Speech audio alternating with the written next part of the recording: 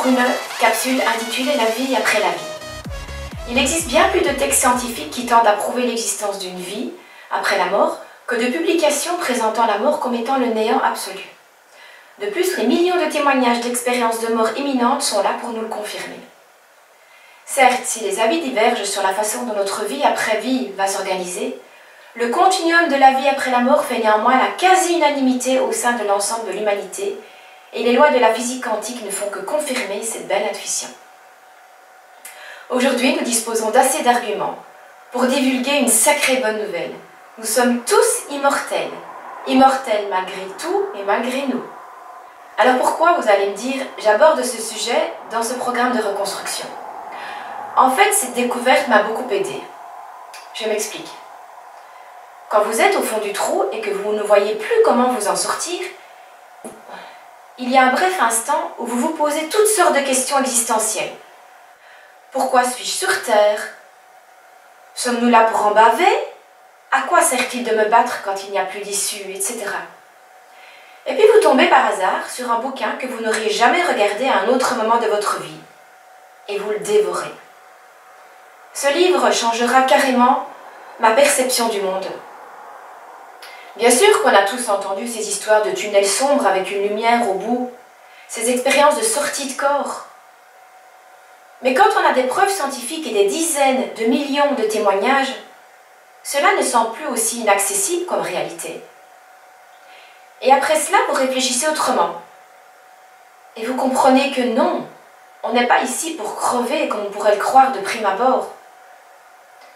On commence à comprendre petit à petit le vrai sens de la vie.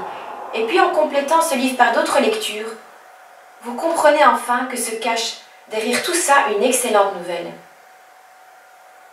Nous ne sommes que de passage, et nous avons tous quelque chose à réaliser ici-bas.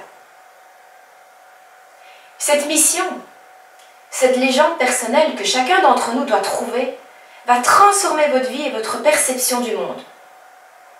Je parlerai de cela plus longuement dans une autre capsule. Mais vous le savez, je vous l'ai déjà dit plusieurs fois, je ne crois plus au hasard. Ça donne des frissons dans le dos, mais ces récits m'ont bouleversée. Et je vous assure que je ne vois plus du tout ma vie sur Terre comme un calvaire, comme une bataille, comme une existence type métro, boulot, dodo. Il y a autre chose de prévu pour chacun de nous, autre chose que boire, manger, dormir et travailler. J'en ai la conviction profonde. Les études faites sur ce sujet expliquent que les personnes qui ont fait ces expériences de NDE ont été capables de décrire très précisément les gestes médicaux, les conversations entre médecins et instruments utilisés, etc. Par conséquent, on pourrait se déplacer au gré de nos idées, de nos envies. Ensuite, plus tard, ces gens passeraient dans un tunnel angoissant qui mènerait à une lumière intense, reflétant un amour inconditionnel qui n'a rien à voir avec l'amour qu'on connaît sur Terre. Parfois, lors de ce passage vers la lumière, ils sont accompagnés par des gens de leur famille, qui sont décédés, ou par des anges ou des guides spirituels. Et puis, ils arrivent à une limite, symbolisée par un mur, un grillage ou une ligne blanche. Dans cette lumière, ils se sentent sereins. Et la seule tristesse qu'ils ressentent à ce moment-là, c'est en voyant les autres rester en bas, qui sont tristes de leur départ. Et puis, il y a cette injonction de revenir dans leur corps physique, comme s'ils comprenaient que leur heure n'avait pas encore sonné. Ces personnes reviendront donc dans leur corps, comme poussées, mais complètement transformées par cette expérience qui bouleversera, on s'en doute, tout le reste de leur vie. En réintégrant leur corps, ils vont retrouver leur souffrance physique et psychologique. Et beaucoup de nostalgie aussi vis-à-vis de cette expérience d'après-mort. Mais nous pouvons aujourd'hui affirmer que ces personnes qui sont revenues à la vie étaient belles et bien mortes. Elles ont pu revenir expliquer ce qui se passait de l'autre côté. Les expériences décrites ci-dessus nous démontrent que nous ne sommes pas morts quand le cerveau a un électroencéphalogramme plat, car on constate que bien malgré nous, que quand le cerveau cesse son activité, la conscience est encore plus performante. Pamela Reynolds est le cas le plus connu. Cette femme souffre d'un anévrisme au cerveau. Et pour une opération cérébrale, les médecins seront obligés d'arrêter sa circulation sanguine cérébrale durant 1h30. Pour pallier aux dommages conséquents à cet arrêt d'irrigation sanguine, on va refroidir son cerveau. Et sur les monitorings des différentes machines, tous les tracés seront plats. Et pourtant, cette femme, à son réveil, sera capable avec précision de décrire des conversations entre des membres du personnel médical tenus dans une pièce voisine. Aussi les détails exacts de procédures opératoires, la marque d'un instrument chirurgical, etc. Pamela a pu entendre tout cela avec autre chose que ses oreilles, voir avec autre chose que ses yeux, et comprendre avec autre chose que son cerveau, puisqu'il ne fonctionnait plus. On peut donc en déduire qu'il y a une conscience possible après la mort. L'inexplicable ne doit pas être rejeté et nié, juste parce qu'il y a des choses qu'on peut expliquer aujourd'hui. Il faut intégrer toutes ces informations. Certes, ces récits sont bouleversants, mais ils sont bien réels. Il nous faut les accepter. Malheureusement, encore une fois, nous avons été conditionnés pour que lorsque nous ne comprenions pas un événement, nous le rejetions avec force en l'expliquant comme une hallucination, par exemple. Mais nous devons faire l'effort d'intégrer une nouvelle connaissance par rapport aux expériences auxquelles nous sommes confrontés, quelles qu'elles soient. Nous vivons dans une société qui pense encore que le cerveau est réduit à un organe qui sécrète la conscience. Et lorsqu'il s'arrête de fonctionner, la conscience s'arrête simultanément. Cependant, à l'heure actuelle, on peut y mettre l'hypothèse que la conscience est délocalisée et que notre cerveau fonctionne finalement comme un récepteur d'informations à la manière d'une radio. Ah oui, lorsqu'une radio est allumée, nous entendons le programme qu'elle diffuse. Et lorsque nous l'éteignons, le programme continue malgré tout. Il en est de même avec notre cerveau. Quand il est détruit, la conscience continue d'exister et avec davantage de performance. Nous ne pourrons plus nier que les preuves de survivance sont bien présentes. Et même si nous sommes très rationalistes, nous devons nous rendre à l'évidence. Envisager qu'après la mort, c'est le néant absolu est une fausse croyance. Aujourd'hui, il est possible d'entendre des voix de disparus enregistrées sur bande magnétique.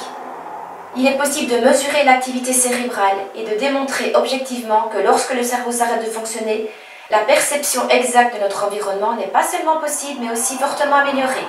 En effet, on peut voir à distance, à travers la matière et à 360 degrés. On peut entendre à distance, communiquer par télépathie, etc. Alors me direz-vous, pourquoi est-ce que des scientifiques n'ont pas le courage d'admettre cette évidence? Par peur? Par déni pour tout ce que la raison ne peut comprendre, cette dissonance cognitive, comme l'explique le docteur Charbonnier? Ou alors, aussi et surtout, ce serait parce que les scientifiques ne font pas le lien entre eux et les adeptes de la spiritualité? Oui, comme le dit si bien M. Charbonnier, c'est comme s'il y avait un cloisonnement des différentes disciplines, et enfermés dans le carcan de leurs croyances, religieux, médecins, philosophes, physiciens, partisans d'ésotérisme, éclairent avec un mince faisceau laser un océan de connaissances qui est plongé dans la pénombre. Je n'ose pas imaginer ce que seraient les conséquences au niveau politique, social et économique si cette affirmation de vie après la mort était dévoilée en masse dans les médias. Mais pensez-y. Savoir qu'on ne meurt pas nous fait revoir notre façon d'aborder la vie sur Terre. L'influence des médias, des politiques et autres n'aura plus du tout le même impact sur nos pensées et nos actions. Le temps ne deviendra plus une denrée rare. Nous n'agirons plus comme des êtres égocentriques et matérialistes. Nous ne serons plus non plus les moutons suivant aveuglément les autres. Nous ne serons plus autant englués dans de fausses croyances qui nous empêchent d'accéder à nos rêves. Nous ne connaîtrons plus la peur. Mais à l'inverse, nous pourrons vivre dans l'instant présent, profiter davantage des choses simples et nous éloigner de cette société de consommation.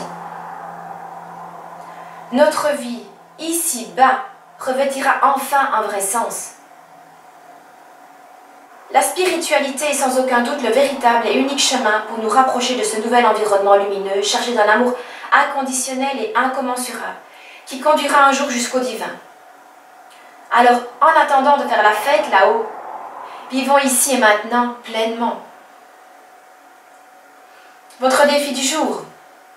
Essayez de vous mettre en tête que vous n'êtes que de passage et qu'amasser des biens ou un patrimoine n'a plus autant d'intérêt. Imaginez-vous sur votre lit de mort et réfléchissez à ce que vous auriez voulu faire de votre vie. Ne voudriez-vous pas, à ce moment-là, laisser une trace de votre passage? Et puis, si vous accueillez ce qui précède, vous ne devriez plus jamais avoir peur. Peur de mourir? Pourquoi? Ce qu'il y a après est sans aucune mesure avec ce que nous vivons sur Terre. Et puis, avoir peur de perdre ce que nous avons? Quand on a pris conscience que le corps n'est qu'une enveloppe physique qui renferme une âme, et que c'est seulement cette dernière qui survit, il nous semble dès lors plus aussi utile de suivre à tout prix cette société de consommation.